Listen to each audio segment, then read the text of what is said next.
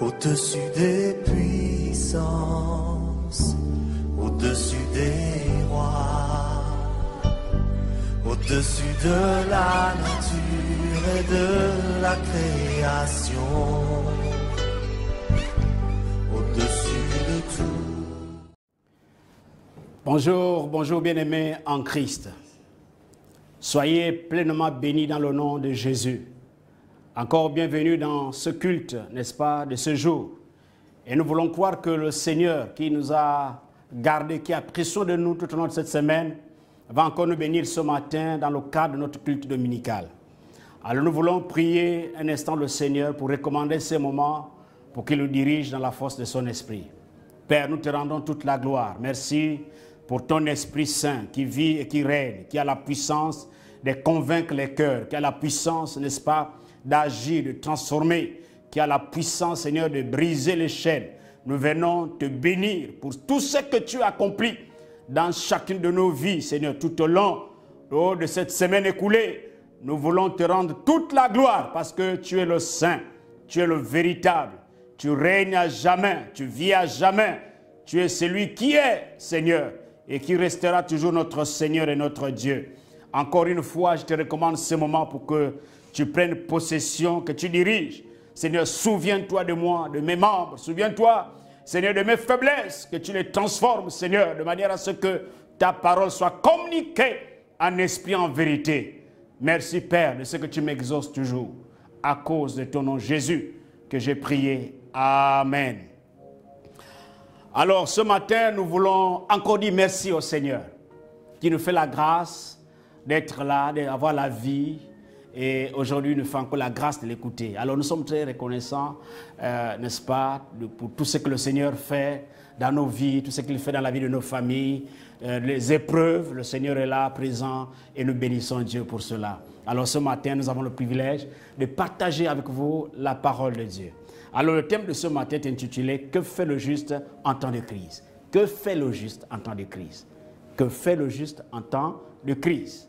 Le psaume 11, le verset 3, nous dit ceci: « Quand les fondements sont renversés, le juste, que ferait-il » Je reprends. « Quand les fondements sont renversés, le juste, que ferait-il » Que ferait-il, le juste? Alors, nous voulons considérer un peu le contexte de ce psaume, n'est-ce pas, 11. Ici, ce psaume nous présente le juste qui rejette, n'est-ce pas? Si on lit un peu les parties des premiers versets, nous nous rendons compte. Il dit, c'est en l'Éternel que je cherche, n'est-ce pas, un refuge. Comment pouvez-vous me dire, fuis dans vos montagnes comme un oiseau? Donc nous voulons considérer que ce psaume nous présente le juste qui rejette, loin de lui, l'idée de faiblir devant, n'est-ce pas, ses ennemis, devant l'impie, devant la méchanceté, devant tous ceux qui ne craignent pas Dieu. Donc il présente ici, n'est-ce pas, l'idée de quelqu'un qui n'est pas faible, quelqu'un, n'est-ce pas, qui est prêt à faire face. Voilà pourquoi aujourd'hui nous voulons comprendre que le juste, c'est celui qui se confie en l'Éternel. Cependant, le méchant, de toute sa force, cherche à faire quoi? Cherche la destruction de ceux qui, n'est-ce pas, sont droits de cœur, de tous ceux-là qui craignent Dieu. Et c'est là le travail de l'impie, c'est là le travail, n'est-ce pas, du méchant.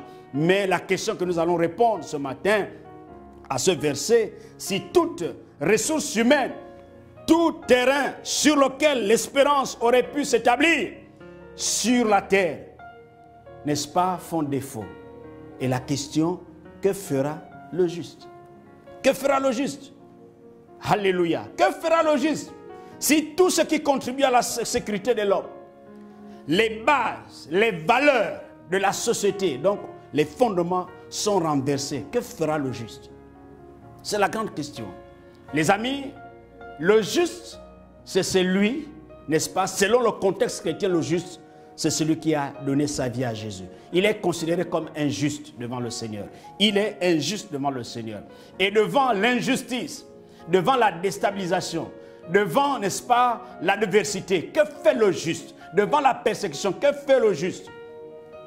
C'est la question que le psalmiste, n'est-ce pas, nous pose. Alléluia.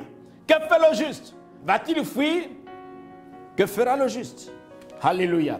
Donc ce matin, nous allons considérer deux personnages bibliques qui vont nous aider, n'est-ce pas, à comprendre un peu dans une situation de crise, comment ils ont pu, n'est-ce pas, traverser la situation de crise, comment ils ont pu résoudre, quelles sont les résolutions, qu'est-ce qu'ils ont fait exactement pour, n'est-ce pas, traverser la crise. Que fait le juste en temps de crise? Alléluia. Alors nous allons prendre la première illustration, c'est dans le livre de Néhémie. Alors nous allons prendre le livre de Néhémie. Nous allons lire les 4 premiers versets. Donc le verset 1, le chapitre 1, le verset 1, n'est-ce pas, à 4. La parole de Néhémie, fils d'Akalia, au mois de Kislev, la 20e année, comme j'étais à Suse, dans la capitale. Anani, l'un de mes frères, et quelques hommes arrivèrent de Juda. Je les questionnais au sujet des Juifs réchappés qui étaient restés de la captivité au sujet de Jérusalem. Ils me répondirent, ceux qui sont restés de la captivité sont là dans la province au comble du malheur et de l'opprobre. Les murailles de Jérusalem sont en ruine et les portes sont consumées par le feu. Lorsque j'entendis ces choses, je m'assis, je pleurais et je fus plusieurs jours dans la désolation. Je jeûnais et je priais devant le Dieu des cieux. Amen. Alors, nous considérons Néhémie. Alors, bien aimé, Néhémie était un juif, n'est-ce pas? Et c'était aussi un des chanceux du roi qui était en déportation à Babylone, sinon à Suse. C'était un habitant de Suse. Alors, nous voulons considérer d'abord que le peuple d'Israël a été amené en captivité à Babylone sur 3 phases. Donc, la première phase en 605 avant Jésus-Christ, et l'élite juive était Daniel. Daniel est déporté, et 8 ans plus tard, n'est-ce pas, des milliers de Juifs, dont Ézéchiel, n'est-ce pas, sont déportés. 11 ans après la deuxième déportation, n'est-ce pas, Jérusalem est détruite. Le reste des Juifs est déporté. Voilà pourquoi, voilà, le reste des Juifs est déporté à Jérusalem. Donc, il y a eu trois déportations. Donc, il y a l'époque de Daniel, la première phase, la deuxième phase, l'époque d'Ézéchiel, et ensuite, n'est-ce pas, quand les murailles, quand Jérusalem a été, n'est-ce pas, détruite, et tous les Juifs ont été, la plupart des Juifs, n'est-ce pas, ont été déportés, n'est-ce pas, à Babylone. Alors, et aussi, il y a eu 3 étapes. Le retour, n'est-ce pas, des Juifs qui étaient à Babylone s'est fait aussi en 3 étapes. Donc la première étape, c'est sous Zorobabel et Josué. Pas Josué, n'est-ce pas, de Moïse. Donc c'était la première étape de Zorobabel. Et la deuxième étape, c'est sous la conduite d'Esdras. Sous la conduite d'Esdras. Et vous savez que Esdras, c'est celui qui est venu faire quoi? Il est venu restaurer le culte. Parce que quand le peuple était en déportation, n'est-ce pas, à un moment donné, ils avaient épuisé d'autres dieux. Donc les dieux des Babyloniens. Et la troisième étape, le retour de Néhémie, n'est-ce pas, avec quelques serviteurs, pourquoi reconstruire la muraille de Jérusalem. Et c'est très important de comprendre. Donc, le premier retour, c'était, n'est-ce pas, Zorobabel et Josué. Et là, le temple est reconstruit. La deuxième étape, c'est sous la conduite d'Esdras. Et là, il vient restaurer, n'est-ce pas, le culte, la dimension de Dieu, considérer Dieu. Et aussi, la troisième étape, c'est la reconstruction de la muraille par Néhémie. Alléluia. Alors, nous considérons ces versets que nous avons lus tout à l'heure, donc le chapitre 1, les versets 1 à 4. Alors, nous voyons comment Néhémie s'est senti concerné. Néhémie s'est senti concerné. Que fait le juste en temps de crise? Et il y avait comme une crise au temps de Néhémie. Il y avait comme une crise. Il y avait une crise parce que les murailles de Jérusalem étaient détruites. Depuis 140 ans, Jérusalem a été détruite, foulée aux pieds, n'est-ce pas, par les peuples étrangers. Et les Juifs sont rentrés au pays, ne jouissent pas de leur liberté, ne jouissaient pas de leur liberté, de leur sécurité, et n'ont aucune protection. C'était un danger pour les Juifs. Alors, fort de cela, bien-aimés frères, que Néhémie va décider de reconstruire, sinon de rentrer, n'est-ce pas, au pays, de rentrer à Jérusalem pour la reconstruction, n'est-ce pas, de cette muraille, parce que Jérusalem était livrée. Et nous voyons quelqu'un, l'histoire nous dit qu'il a été instruit par le retour de l'un de ses frères et d'autres juifs venant, n'est-ce pas, de Jérusalem. Alors il va s'acquérir de la situation que les murailles de Jérusalem étaient détruites. Et il s'est rendu compte que Jérusalem n'était plus en sécurité. N'était plus en sécurité. Ses portes, n'est-ce pas, sont enfumées. Alors, à ce niveau, il va prendre des résolutions. La Bible nous parle au verset 4 ce qu'il a commencé à faire. Donc, nous voulons comprendre que que fait le juste, n'est-ce pas, en temps de crise? Le juste se sent concerné par la situation qui, n'est-ce pas, qui a occasionné la crise. Le juste se sent concerné. Il porte le fardeau. Il se sent. Vous voyez, Néhémie était à Babylone. Mais les amis, la Bible nous dit qu'il avait tout le cœur vers le pays de ses pères. Il avait tout le cœur là-bas. Il s'est senti concerné quand il a appris que les murailles de Jérusalem étaient détruites. Il s'est senti concerné. Voilà pourquoi quand il dit, lorsque j'entendis ces choses, je m'assis. Je m'assis. Il était comme brisé. Il était paralysé. Il ne savait plus quoi faire. Il avait porté le fardeau. Il dit, je m'assis. Je pleurais et j'ai fui plusieurs jours dans la désolation. Parce qu'il pouvait réaliser ce qui pouvait arriver. Il pouvait réaliser sans les murailles, sans cette protection, ce qui pouvait arriver, n'est-ce pas, à cette ville. Alléluia. Alléluia. Les murailles qui étaient le symbole de la séparation étaient le lieu, les portes étaient le lieu où on jugeait. Mais tout cela était parti en fumée. Oh, bien-aimés frères, que fait le juste en temps de crise? Quand il entendit ces paroles, il dit, je pleurais. Alléluia. Il pleurait, il était assis. Parce que les choses n'allaient pas bien. Alléluia. Le juste se sent concerné. Le juste se sent concerné de la situation de son pays. L'homme de Dieu se sent concerné de tout ce qui se passe dans son environnement immédiat. L'homme de Dieu se sent concerné dans ce qui se passe, n'est-ce pas, dans sa nation. L'homme de Dieu se sent concerné dans tout ce qui préoccupe sa nation. Le chrétien est concerné dans cela. Le chrétien est concerné parce que quand les choses ne vont pas, le chrétien est concerné. Alléluia. Il n'y a pas un pays de chrétiens, il n'y a pas un pays de non-chrétiens. Nous vivons, n'est-ce pas, dans le même environnement. Mais nous sommes différents parce que nous sommes juste, nous voyons les choses nous ne voyons pas les choses de la même manière parce que nous sommes des justes. Voilà pourquoi on dit en temps de crise, que fait le juste? Comment le juste peut se distinguer en temps de crise? Alléluia. Alléluia. Nous voyons l'exemple de Néhémie. Lorsqu'il entendit cela, il fit quoi? Il s'assit, il pleurait et j'ai fait plusieurs jours dans la désolation. Ensuite, il s'est arrêté là. Il dit, je jeûnais et je priais devant le Dieu des cieux. Alléluia. Pourquoi quelqu'un qui n'a rien à voir avec une situation quelconque, et pourtant il était bien, c'était un laïc, mais il avait des privilèges que beaucoup n'avaient pas. Il était dans un pays étranger, mais lui il était dans la sphère du roi. Donc il pouvait s'en foutre, il pouvait ne pas s'occuper. Bien aimés frères, quand on est en déportation, quand on est en exil, l'exil peut être considéré comme quoi? Tu vis dans un pays étranger, mais tu es préoccupé par les choses de ton pays. Tu es préoccupé par les nouvelles de ton pays. Que ces nouvelles soient bonnes, que ces nouvelles soient mauvaises, mais elles te concernent. Parce que tu es attaché à ce pays. Parce que tu es attaché, n'est-ce pas, à ta nation. Tu es attaché à ta patrie. Alléluia. Les amis, nous sommes concernés. que tu sois dans le pays, que tu sois à l'extérieur, nous sommes concernés. Et là, nous voyons l'attitude de Néhémie, il était concerné. Il n'a pas dit, les gens ont mal fait, les gens... Non, il s'est senti concerné. Il est resté là assis, il a commencé à réfléchir. Il a commencé à jeûner, il a commencé à prier devant le Dieu des cieux. Il a commencé à prendre la situation de Jérusalem entre ses mains. C'était comme si c'était lui qui avait commis le péché, comme si c'était lui qui avait commis, n'est-ce pas, le désarroi. Il a pris ça comme si c'était son affaire personnelle. Parce qu'il priait, il voulait le bien, n'est-ce pas, de sa ville.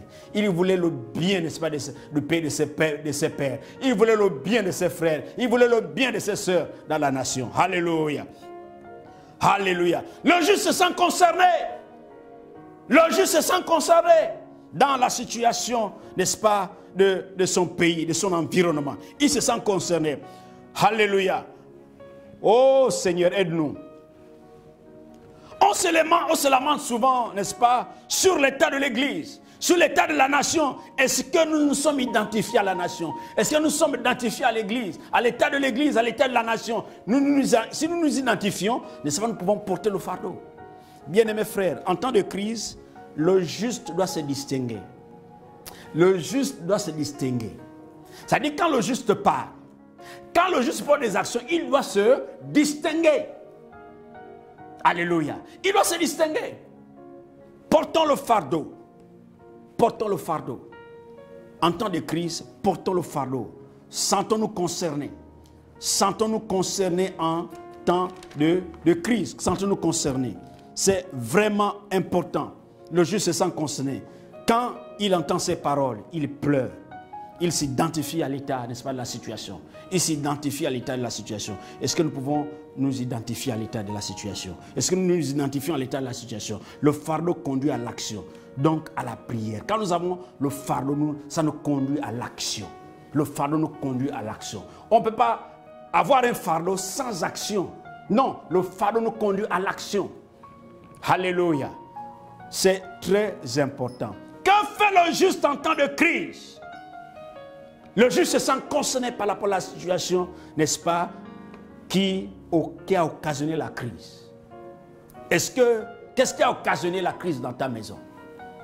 Les amis, même avec les couples, c'est-à-dire que dans les maisons, il y a toujours quelque chose qui occasionne la crise. Est-ce que nous avons porté, n'est-ce pas, cette situation? Est-ce que nous avons pris conscience de la situation qui a provoqué la crise?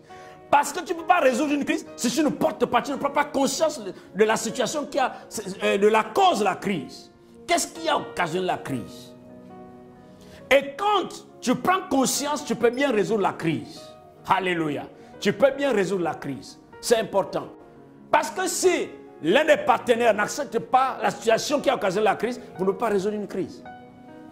Que fait le juste quand il y a crise? Que fait le juste en temps de crise? Le juste se distingue, le juste porte le fardeau, le juste va pour trouver des solutions par rapport à la crise. Et c'est important. C'est important. Quelles que soient les situations, ne laissez jamais les situations, il faut chercher à les résoudre. Alléluia. Ne dites pas qu'on n'est pas concerné. Non, on est tous concernés. Parce que c'est notre maison. On est tous concernés parce que c'est notre société. On est tous concernés parce que c'est notre pays. On est tous concernés parce que c'est notre Afrique. On est tous concernés parce que c'est notre monde. On est tous concernés. Alléluia. À l'église, quand ça ne va pas, nous sommes tous concernés. Est-ce que nous prenons conscience quand l'église ne va pas et les choses ne vont pas à l'église? Est-ce que vraiment nous sommes concernés quand l'état de l'église ne va pas? Est-ce que nous sommes concernés? Est-ce que nous sommes concernés quand le pays ne va pas bien? Est-ce que nous sommes concernés? C'est important de comprendre. Les amis, si nous sommes concernés, nous allons chercher à résoudre. Mais si nous ne sommes pas concernés, nous allons chercher à détruire. Alléluia. Et c'est important de comprendre. Vous savez, Néhémie était un homme très particulier. C'est-à-dire qu'il est bien, il était tranquille, il n'avait pas de soucis. Il pouvait s'occuper de sa vie, de sa famille. Mais il a compris qu'il revenait de quelque part. Il a attaché à sa nation. Il a attaché à sa famille. Il a compris qu'il y avait peu de sécurité. Et il fallait qu'il réagisse. Il fallait qu'il agisse. Amen. Alléluia. Alléluia. Le fardeau conduit à l'action. Le fardeau conduit à l'action. Tu ne peux pas avoir le fardeau sans action. Non, le fardeau conduit à l'action. Et nous avons vu le fardeau de Néhémie, ça l'a amené à l'action. Il est jeûné, il priait devant le Dieu des cieux. Vous pouvez lire sa prière à partir du verset 5. Alléluia. Il a commencé à prier le Seigneur. Amen. Donc, que nous puissions comprendre que fait le juste en temps de crise. Le juste se sent concerné par la situation qui a occasionné la crise. Amen. Deuxième illustration, c'est Esther. Alléluia. Esther. Nous entendons toujours parler du jeûne d'Esther. On entend toujours parler du jeûne d'Esther. Esther. Alléluia. Esther. Alléluia. Esther. Alors, Esther, c'est le nom d'une femme. Voilà. Ce qui veut dire étoile. Une étoile. Une étoile. Elle est une héroïne. Grâce à elle, n'est-ce pas, les Juifs qui étaient en exil, n'est-ce pas, ont échappé à la préméditation causée par Aman. Aman, c'était un proche du roi de Babylone, à Babylone. Donc l'histoire se passe sous la domination des Perses, dans un vaste territoire qui s'étendait de l'Inde à l'Éthiopie, sur 120 provinces, sur 127 provinces. Alléluia. Donc dans l'histoire biblique, les événements racontés s'insèrent entre l'époque du premier retour, n'est-ce pas, de Jérusalem conduit par Zorobabel que nous avons vu, et de Josué. Alors ici, nous voyons que Esther était choisie comme reine. Esther était choisie comme reine dans un pays étranger. Alors, nous voulons lire le chapitre 3. Le chapitre 3, le verset 1, à partir du verset 1. Le chapitre 3 pour bien comprendre. Alors, après ces choses, le roi Assuérus fit monter au pouvoir Aman, fils d'Amedata, Agagite. Il l'éleva en dignité et plaça son siège au-dessus de ceux de tous les chefs qui étaient auprès de lui. Tous les serviteurs du roi, qui se tenaient à la porte du roi, fléchissaient le genou et se prosternaient devant Aman, car tel était l'ordre du roi à son égard. Alléluia.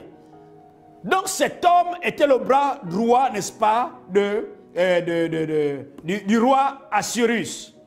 Et toutes les personnes qui devaient, n'est-ce pas, se présenter devant lui devaient fléchir le genou et devaient se prosterner devant lui. Écoutez l'histoire, mais Mardoché ne fléchit point le genou et ne se prosternait point. Mardoché était un juif, s'il vous plaît, qui était aussi en déportation. Et les visiteurs du roi qui se tenaient à la porte du roi dirent à Mardoché: pourquoi transgresses-tu l'ordre du roi? Comme il lui répétait chaque jour et qu'il ne les écoutait pas, ils en firent rapport à Aman pour voir si Mardoché persisterait dans sa résolution, car il leur avait dit qu'il était juif. Et Aman vit que Mardoché ne fléchissait point le genou et ne se prosternait point devant lui. Il fut rempli de fureur. Il était fâché parce qu'il ne se prosternait pas. Il ne se prosternait pas. Mais il dédaigna de porter la main sur Mardoché seul, car on lui avait dit quel peuple était Mardoché, et il voulut détruire le peuple de Mardoché, tous les Juifs qui se trouvaient dans tout le royaume d'Assuérus. Au premier mois, qui est le mois de Nissan, la 12e année du roi Assuérus, on jeta le pur, c'est-à-dire le sort devant Aman, pour chaque jour et pour chaque mois, jusqu'au 12e mois, qui est le mois d'Adar. Alors Aman dit au roi Assuérus: il y a dans toutes les provinces de ton royaume un peuple dispersé à part parmi les peuples ayant les lois différentes et celles de tous les peuples, et n'observant point les lois du roi. Il n'est pas dans l'intérêt du roi de les laisser en repos. Si le roi le trouve bon, qu'on écrive l'ordre de les faire périr, et je pèserai 10 000 talents d'argent entre les mains des fonctionnaires pour qu'on les porte dans le trésor du roi. Que les porte dans le trésor du roi. Alléluia. Et le roi ôta son anneau de la main et remit à Aman, fils d'Amadata, la Gagite, ennemi des Juifs. Alléluia.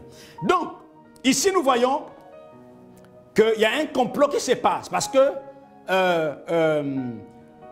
Mardochée refuse de se prosterner devant Aman qui était, n'est-ce pas, un proche du roi. Alors, à ceci, Aman était en fureur et il est parti, n'est-ce pas, vers le roi pour demander qu'il y ait un décret afin de tuer tous les Juifs qui étaient dans leur territoire. Et finalement, ce qui a été fait. Et comme ça a été fait, Mardochée a appris la nouvelle. Mardochée apprend la nouvelle, il va réagir. Mardochée va réagir. Suivez le chapitre 4, le verset 1. Mardochée ayant appris tout ce qui se passait, déchira ses vêtements, s'enveloppa d'un sac et se couvrit les cendres, puis il alla au milieu de la ville en poussant avec force des cris amers. Alléluia.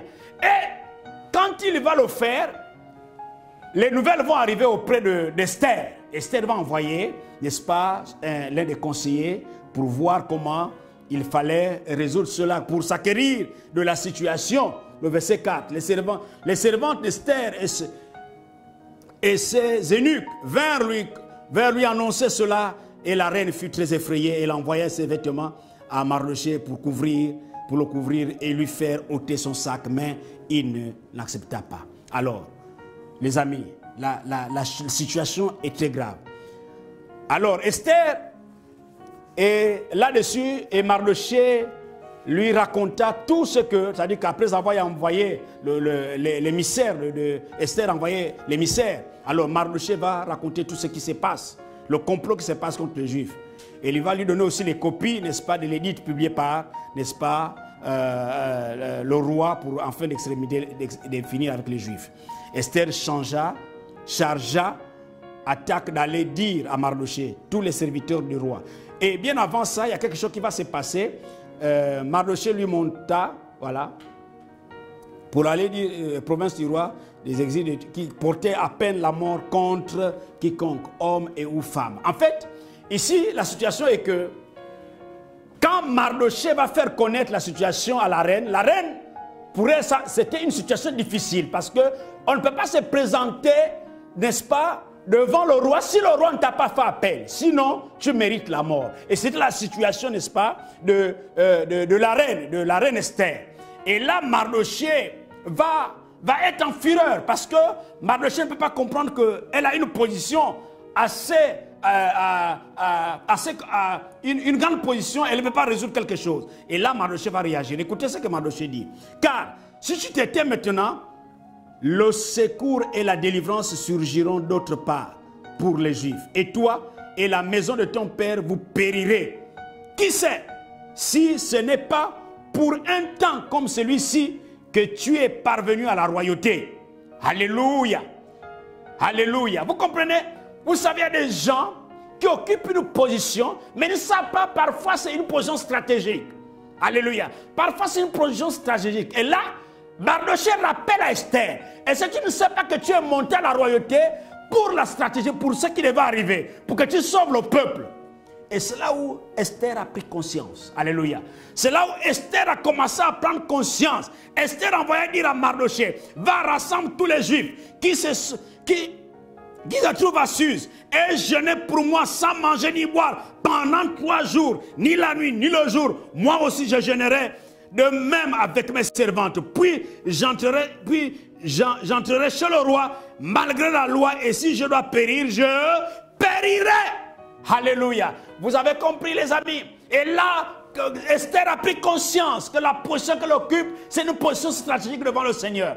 C'est très important. Il dit, si je vais mourir, je veux mourir, mais je vais aller voir le roi jeûner. Quand on parle de jeûne d'Esther, prenez aussi votre nom, le jeûne de Makaya, hein, le jeûne de Chantal, c'est très important. Le jeûne de Rezer, c'est très important. C'est le nom là. Le jeûne d'Esther, parce qu'elle avait programmé 3 jours de jeûne, parce que c'était un défi. Et tout, si vous lisez la suite, tout s'est passé. Dieu avait disposé le cœur du roi. Et le roi a reçu Esther sans être appelé, parce que Dieu avait disposé. Si Esther avait occupé ce poste parce que Dieu le voulait. Dieu avait un plan parce qu'il devait sauver son peuple dans ce pays de déportation. Alors bien aimés frères, la position que tu occupes est une position stratégique. Je ne sais pas la position, quelle que soit la position spirituelle. Tu as une position spirituelle dans la nation, dans ton église, je ne sais pas où, mais c'est une position stratégique. Et Dieu va t'utiliser pour répondre aux besoins d'un peuple qui est en train de crier. Prends conscience que cette position t'amène à prendre conscience que le Dieu a besoin de toi pour sauver quelqu'un qui crie. Alléluia. Une position sociale. Si Dieu t'a élevé, Dieu t'a béni, parce que Dieu a un plan. Prends conscience de cela. Pourquoi tu occupes ce poste, mon bien-aimé frère? Pourquoi tu as assez de moyens? Pourquoi tu as obtenu ceci? Dieu le sait. Autant convenable, tu comprendras que Dieu avait besoin de toi. Voilà pourquoi il t'a placé dans cette position. Alléluia. C'est important de comprendre ces choses. Alléluia. Le juste se sert de sa position pour être une réponse à la crise. Alléluia. Le juste se sert de sa position pour être une réponse à la crise. Alléluia. Que fait le juste en temps de crise? Il se sert de sa position. Quelle est la position que tu occupes? Regarde la crise. Je ne sais pas. Dans l'église, il y a une crise. Tu ne sais pas. Il y a une crise. Mais quelle est ta position? Comment tu peux répondre à cette crise? C'est important. On n'occupe pas, les amis. Quand on travaille dans un ministère, quel que soit l'environnement dans lequel, dans quel environnement tu travailles, réalise que tu es en déportation. Tu es en exil. Et comme tu es en exil, tu dois refléter la gloire de Dieu. Comme tu es en exil, tu dois comprendre la position que Dieu t'a amené là-bas. C'est pour quelque chose. Et comprends bien le domaine. Ce n'est pas juste pour être naïf. Ce n'est pas seulement pour toi-même, mais c'est pour Dieu. Quel est le besoin de Dieu là où tu es? Quel est le besoin de Dieu exactement? Alléluia. Et c'est important. Que fait le juste en temps de crise? Que fait le juste en temps de crise? Il se sert de sa position pour être une réponse à la crise. Amen. Amen. Alléluia. Alléluia. Remarquez que toutes les personnes qui se sont distinguées se trouvaient toujours dans un pays étranger. Et arrivés là-bas, ils ont incarné le Dieu qu'a prié leur Père. Ils ont incarné le Dieu. Nous sommes ici, nous sommes dans une position. Ne prends pas cette position pour faire ta propre gloire. Non, cette position est pour révéler Dieu. Cette position est pour faire connaître Dieu. Cette position, c'est pour répondre à la besoin d'une crise. Ne prends pas ça pour ta gloire. Tu n'as rien. Tu es venu nu, tu repartiras nu. Ce que tu as en tes mains, c'est Dieu qui t'a donné. Alors utilise ça pour la gloire de Dieu. Alléluia. Amen. Alléluia. Est-ce que quelqu'un peut dire Amen? Gloire au Seigneur. Alors, bien mes frères, nous voulons retenir deux choses importantes aujourd'hui dans les deux illustrations que nous avons prises sur notre thématique. Que fait le juste en temps de crise? Alléluia. Le juste se sent concerné par la situation qui a occasionné la crise. Nous avons pris l'exemple de Néhémie. Néhémie était très concerné dans cette situation. Il était impliqué et nous voyons les résultats. Quand on est impliqué corps, âme, on voit les résultats n'est-ce pas, de cette crise. Et la muraille a été montée en 52 jours. Deuxième illustration, nous parlons d'Esther. Et nous voyons que cette jeune juive avait pris conscience, elle semblait ignorer, mais elle avait pris conscience que Dieu l'avait positionnée, n'est-ce pas, à ce niveau, c'est pour être une bénédiction pour son peuple. Donc la deuxième, c'est que le juste se sert de sa position, n'est-ce pas, pour être une réponse, n'est-ce pas, à la crise. Tu te sers, quelle est ta position? Et comment, par rapport à ta position, comment tu peux répondre à la crise? Alors que Dieu nous bénisse, bien mes frères. Nous allons prier le Seigneur. Tu n'avais pas conscience de cela, quel que soit ce que tu fais. Tu es jardinier quelque part, je ne sais pas. Tu es ménagère. Dieu a permis que tu sois dans cette maison pour une crise. Vous vous rappelez l'histoire de cette jeune esclave qu'on avait, qui travaillait dans la maison de Naaman. Elle était une bénédiction pour Naaman. Donc, quel que soit l'endroit, tu es ménagère, tu es gardien, tu es dans un bureau, tu es ministre, tu es directeur. Ce n'est pas pour toi, mais demande à Dieu pourquoi tu es là-bas. Tu es une réponse à la crise. Alléluia. Nous allons prier le Seigneur. Père, nous te bénissons pour la grâce que tu nous accordes ce matin. Nous bénissons ton nom parce que nous sommes une réponse à la crise. Et nous voulons tout simplement te dire de nous utiliser dans nos milieux ecclésiastiques. Parce que tu peux permettre à ce que nous soyons élevés pour que nous soyons une réponse, Seigneur, à la crise spirituelle. Aide-nous à comprendre notre positionnement, en crise. En crise. Seigneur, nous prions que tu nous ouvres les yeux. Père, nous travaillons, nous sommes des jardiniers. Seigneur, nous sommes des ménagères. Seigneur, nous sommes des directeurs. Seigneur, nous sommes des secrétaires. Seigneur, nous sommes. Mais nous voulons comprendre pourquoi tu nous as placés, Seigneur, à ce niveau. Parce que nous voulons être une réponse à la crise. Père, merci pour ces hommes et ces femmes qui m'écoutent et qui me suivent maintenant. Que toutes les grâces liées à leur fonction puissent les accompagner, afin qu'ils soient une réponse, n'est-ce pas, de Dieu, dans l'église où ils servent le Seigneur. Parce que tu les as placés pour répondre à un besoin. Père, nous te bénissons pour ta grâce. Je bénis une femme. Je bénis un homme, un jeune qui me suit en ce moment. Que toutes les grâces liées à ta fonction t'accompagnent au nom de Jésus. Reçois grâce sur grâce maintenant et à jamais. Au nom de Jésus. Amen.